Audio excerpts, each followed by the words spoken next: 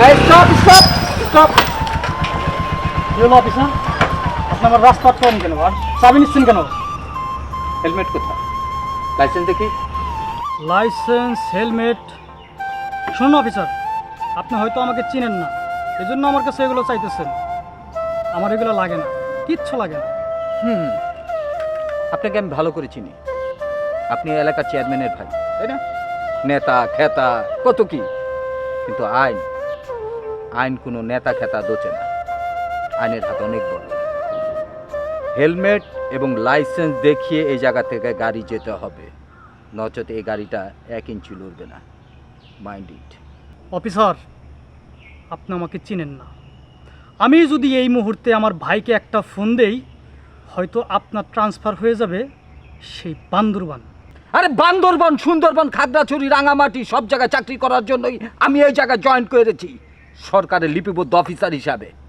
আমি আবারও বলছি, তোমার হেলমেট এবং লাইসেন্স দেখিয়ে এই জায়গা থেকে যেতে হবে, না তো এক চুল পরিমাণ এই হুন্ডা এখান থেকে আগাবে না।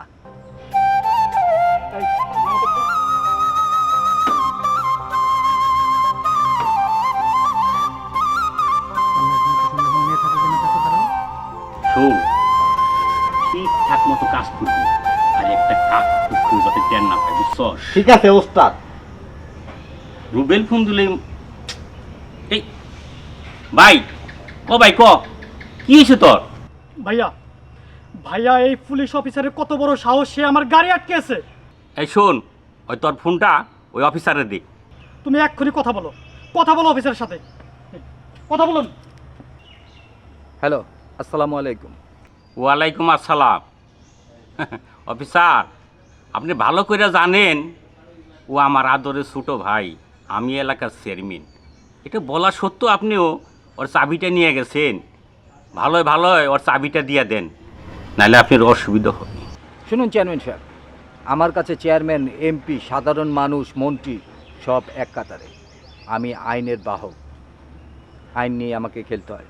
যদি তাকে এই জায়গাতে যেতে হয় তাহলে অবশ্যই হেলমেট আর লাইসেন্স আমাকে দেখিয়ে এই জায়গা থেকে যেতে হবে, নয়চাত এই জায়গা থেকে যেতে পারবেন না। আপনি যেই হন না কেন, আমি এটা ছাড়তে পারবো না। এত বড় সাহস ওই পুলিশ অফিসারের! এই কই গেল তুমি? কি হলো? এদিকে আসো। কি হইলো? তোমার এত মাথা গরম কেন? ও সাহসটা কত বড়! আমার পরিচয় দেওয়ার পরও ও আমার বাইক গাড়িটা ছাড়লো না। আরে কি হইছে, কে ছাড়লো না কিছুই তো বুঝলাম না, খুলে বলো আমারে। ওই এক পুলিশ অফিসার আমার ভাইয়ের মোটরসাইকেল আটকাইছে। ও আমার আইন শিখায়, বড় বড় বুলি শিখছে। ওরা আমি দেখে দিমু, ওরা আমি বহুদূর বান্দরবন পাঠাইয়া দিমু। তাই করো, তোমারও একটা মান সম্মান আছে। তোমার পরিচয় পাওয়ার পরেও তোমার ভাইয়ের গাড়ি সে ছাড়ে নাই, এত বড় আসপর্দা ওই পুলিশ অফিসারের।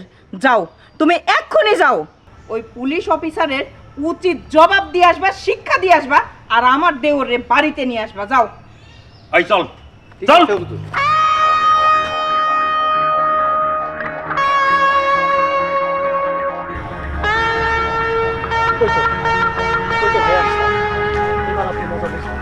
কে মজা বুঝবে, দেখা যাবে। অফিসার, আসসালামু আলাইকুম। ওয়ালাইকুম সালাম।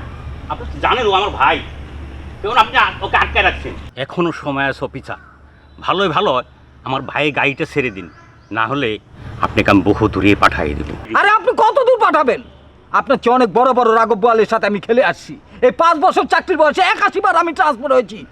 আপনি হলেন জনপ্রতিনিধি, আমি জনগণের বন্ধু। আর আমি এই জনগণের সেবা করার জন্যই চেয়ারম্যান সাহেব পুলিশের চাকরি নিয়েছি। আপনাদের মতন দুর্নীতিবাজ কিছু চেয়ারম্যান মেম্বার আছে বলেই সমাজটা আজ এলোমেলো। আর এই সমাজটাকে বদলে দেওয়ার জন্যই আমি শপথ গ্রহণ করে পুলিশে চাকরি নিয়েছি। আপনি আমাকে যত দূরই পাঠান না কেন, আমি লাইসেন্স আর হেলমেট ছাড়া এক মুহূর্ত গাড়ি এই জায়গাতে ছাড়তে দেব না।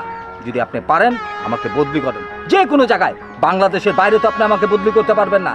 আরেকটা জিনিস কথা মনে রাখবেন, আপনার মেয়াদ 5 বছর, আমার মেয়াদ 35 বছর। দেখা হবে।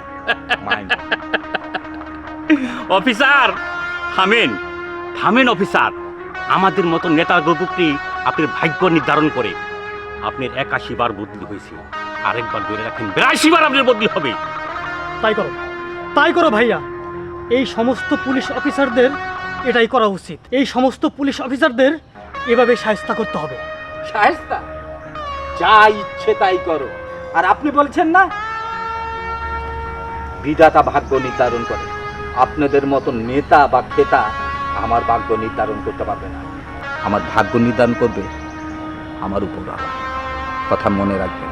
আর শোনেন, আমার এক বন্ধু হাসতে হাসতে কথাটা বলে, আপনি নেতা, 9টা বাদ দিয়ে খ লাগাই দিলেই কিন্তু খেতা।